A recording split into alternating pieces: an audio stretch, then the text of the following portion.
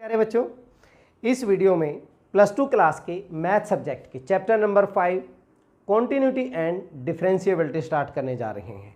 देखिए, यहाँ से इस चैप्टर से हमारा कैलकुलस पार्ट स्टार्ट हो रहा है और कैलकुलस पार्ट आपका फाइनल एग्ज़ाम में लगभग 45% कवर करेगा, 45%। तो आप ये देख लीजिए कि आपके लिए ये कितना इम्पोर्टेंट पार्ट होने जा रहा है।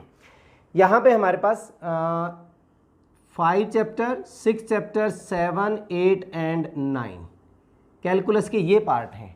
ये आपके 45% वेटेज बना रहे हैं। तो इसका बेस हमारे पास 6 चैप्टर ही है, तो ये आपके लिए बहुत ज़्यादा इम्पोर्टेंट हो रहा है। सारे के सारे चैप्टर आपस में रिलेटेड हैं। पहले हम 5th चैप्टर में कॉन्टिन्यूटी के बारे में डिस्कस करेंगे, किसी फंक्शन की कॉन्टिन्यूटी के बारे में। उसके बाद फिर उसकी डिफरेंशिएबिलिटी, फिर एप्लीकेशन ऑफ डेरिवेटिव, फिर integration and then application of integration. अगर ये चैप्टर समझ में नहीं आया तो आगे आपके लिए काफ़ी प्रॉब्लम्स हो जाएंगे। और बहुत ही आसान है, जितनी भी एक्सरसाइज हैं सारी की सारी बहुत ही आसान हैं। चलिए, हम बात कर रहे हैं यहाँ पे कॉन्टिन्यूटी की, कि कोई भी फंक्शन कॉन्टिन्यूअस कब होगा। आपके पास फंक्शन हमने काफ़ी डिस्कस कर चुके हैं हम हमारे पहले चैप्टर्स में, रिलेशन एंड फंक्शंस में। तो जैसे हमारे पास लीनियर फंक्शन है 7x + 3, या कोई ट्रिग्नोमेट्रिक फंक्शन है sin x है, क्वाड्रेटिक फंक्शन सपोज करो x², बहुत सारे फंक्शन हैं हमारे पास। डिफाइंड होंगे वो उनके डोमेन रेंज के ऊपर हमारे पास डिपेंड करता है। हम बात कर रहे हैं यहाँ पे कॉन्टिन्यूटी की। कॉन्टिन्यूटी की एक सिंपल सी अगर मैं डेफिनेशन बताऊँ कि आप जब इनका ग्राफ बना रहे हैं, अगर आप ग्राफ बना रहे हैं और बिना पेंसिल उठाए आप किसी फंक्शन का ग्राफ बना दें, लेट अगर मैं fx = x² की बात करूँ, ये फंक्शन अगर मैं लूँ, तो जब हम इसका ग्राफ बनाते हैं ये क्या बनता है, एक पैराबोला है। आप इसको बिना पेंसिल उठाए इसको बना सकते हैं, ठीक है। दिस इज कॉन्टिन्यूअस, हमारा जो फंक्शन है ये कॉन्टिन्यूअस होगा। sin x है, sin x का जब आप ग्राफ बनाते हैं किसी भी वैल्यू के लिए, डिफाइंड है ये sin x, ठीक है, किसी भी वैल्यू के लिए जब आप इसका ग्राफ बनाते हैं तो हमारे पास वैल्यू क्या बनती है, sin 0 पे 0 होता है हमारे पास, 90 पे 1 होता है,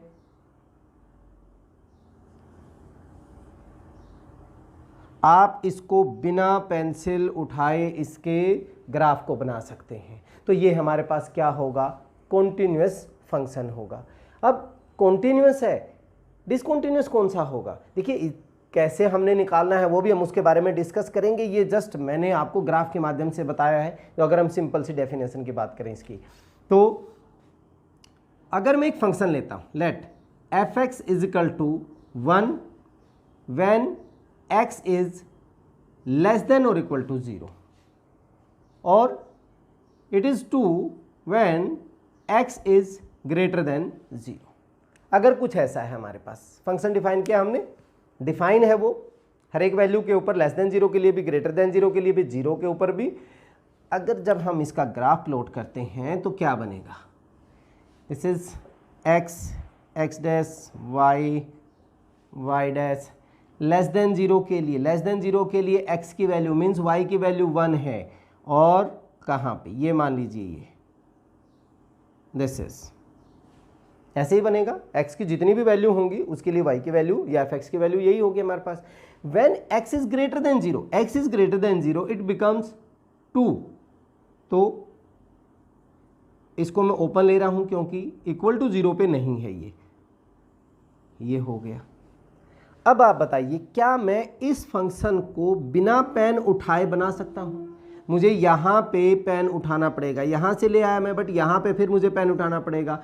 तो ये हमारे पास क्या है, फंक्शन डिफाइंड तो है बट कॉन्टिन्यूअस नहीं है। अगर हम इधर बात करें, इधर है, ठीक है, x इज लेस देन 0 के लिए, ठीक है, कॉन्टिन्यूअस है। यहाँ से ग्रेटर देन 0 के लिए अगर मैं यहाँ से बात करूँ, मैं बिना पेन उठाए कर रहा हूँ, बट एट x = 0 के ऊपर ये कॉन्टिन्यूअस नहीं है, ब्रेक आ गया, यहाँ पे ब्रेक आ गया, तो ये फंक्शन कॉन्टिन्यूअस नहीं है। समझ में आ गया होगा आपको कि हाँ जी, कौन सा फंक्शन कॉन्टिन्यूअस होता है, कौन सा नहीं होता है। एक और फंक्शन चलिए हम ले लेते हैं। यहाँ पे अगर फंक्शन लूँ मैं fx = this is 1 when x is not equal to 0, when x is not equal to 0 and it is 2 when x is equal to 0। यहां पे हमारे पास left hand limit, right hand limit, left hand limit अलग थी, right hand limit अलग है। But यहां पे अगर हम चेक करेंगे, जब फंक्शन में प्लस 1 में हम left hand limit, right hand limit के बारे में डिस्कस कर चुके हैं, तो x dash y dash when x is not equal to 0 it is 1, means when it approach to x is not equal to 0, negative में कहाँ को कर रहा है, ये 1 पे कर रहा है। ग्रेटर देन इक्वल टू 0 में है तब भी हमारे पास कहाँ आ रहा है 1, बट 0 के ऊपर when it x is equal to 0 ये वैल्यू हमारे पास क्या है 2 है। तो यहाँ पे हम चेक करें लेफ्ट हैंड लिमिट और राइट हैंड लिमिट तो ठीक है इक्वल है, but x is equal to 0 के ऊपर फिर हमें यहाँ पे आना पड़ गया, तो हम कॉन्टिन्यूस अपने पेन को नहीं चला पाए, इस ग्राफ को ड्रा नहीं कर पाए, ये भी हमारा डिसकॉन्टिन्यूस है। Function is said to be continuous at x is equal to c, c कौन सा, उसके डोमेन में जहां पे वो डिफाइन हो रहा है, at x is equal to c when limit x tends to c fx, limit x tends to c fx is equal to f of c, means हमारे पास left hand limit is equal to right hand limit is equal to F of C होना चाहिए। अगर ये तीनों चीज़ें equal हैं, अगर लिमिट उस फंक्शन की वैल्यू उस पॉइंट के ऊपर उनके इक्वल आ रही है, then this function is called continuous function. बड़ा ही सिंपल सा है। चलिए अब हम यहाँ पे कुछ और डिस्कस कर लेते हैं कि हमारे पास कौन से फंक्शन इनका प्लस माइनस डिफाइंड फंक्शन की इनके ऊपर जो ऑपरेशन होता है वो कॉन्टिन्यूअस होते हैं या नहीं होते हैं। दो फंक्शन मान लेते हैं हम f(x) and g(x).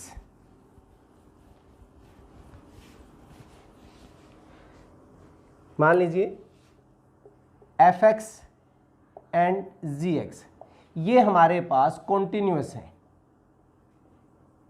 Continuous at x is equal to c, c के ऊपर कॉन्टिन्यूअस है। अगर ऐसा है तो f(x) प्लस g(x) ये भी हमारे पास क्या होगा, कॉन्टिन्यूअस होगा at x is equal to c पे। f(x) प्लस g(x) इज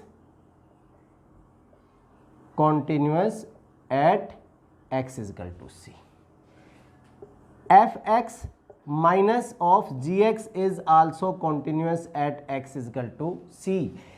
इनका जो प्रोडक्ट होगा f(x) into gx is also continuous at x is equal to c and f of x by g of x is also continuous at x is equal to c, but यहाँ पे gx must not equal to be 0, क्योंकि अगर 0 हो गया तो वो क्या हो जाएगा, नॉट डिफाइन हो जाएगा। जो मॉडुलस फंक्शन है, कुछ वैसे फंक्शंस की अगर हम बात करें, जितने भी हमारे पास पॉलिनोमियल फंक्शन है, पॉलिनोमियल फंक्शन, पॉलिनोमियल में चाहे आपका लीनियर हो गया ax प्लस बी, चाहे आपका क्वाड्रेटिक हो गया ax square plus bx plus C, चाहे आपका क्यूबिक हो गया ax cube plus bx plus C, ठीक है, क्यूबिक हो गया, जितने भी आपके पॉलिनोमियल फंक्शंस हैं वो हमारे क्या होते हैं, कॉन्टिन्यूअस फंक्शन होते हैं। ठीक है, हम sin x cos x trigonometric की फंक्शन की बात करें, ट्रिग्नोमेट्रिक फंक्शन, ट्रिग्नोमेट्रिक फंक्शंस वो उनकी डोमेन में जहां पे डिफाइन होंगे, अगर कहीं पे जैसे टेंजेंट 90 के ऊपर डिफाइन नहीं है तो वहां पे कैसे हो सकता है, तो trigonometric functions are continuous, continuous हैं किसमें, इन देयर डोमेन, डोमेन में जहां पे वो डिफाइन है। इसके बाद log x, log x is continuous in 0 to पाई, उसके बाद अगर हम बात करें मॉडुलस फंक्शन, जो मॉडुलस फंक्शन है, modulus function is also continuous. अगर आपने मॉडुलस फंक्शन का ग्राफ ड्राइव किया है तो कैसे बनता है, सपोज कीजिए हम 0 के ऊपर अगर हम लें x की मॉडुलस x, ऐसे बनता है। तो आप बिना पेन उठाए इसको कर सकते हैं। So modulus function is continuous at all real values, ठीक है। तो ये हमारे पास कॉन्टिन्यूस फंक्शंस होते हैं। बाकी आप लोगों को समझ में ज़्यादा, अब जब हम क्वेश्चन करेंगे और ज़्यादा क्लियर हो जाएगा कि हमने कॉन्टिन्यूस कैसे करने हैं। कॉन्टिन्यूस के बाद फिर हम डिफरेंशियबिलिटी पे आएंगे। पहले हम कॉन्टिन्यूटी के जो क्वेश्चंस हैं, जो हमारी एक्सरसाइज हैं, उनके बारे में डिस्कस करेंगे। चलिए इस वीडियो में इतना ही। नेक्स्ट वीडियो में हम इस एक्सरसाइज 5.1 के पहले क्वेश्चन के साथ मिलते हैं। तब तक के लिए जय हिंद, जय भारत।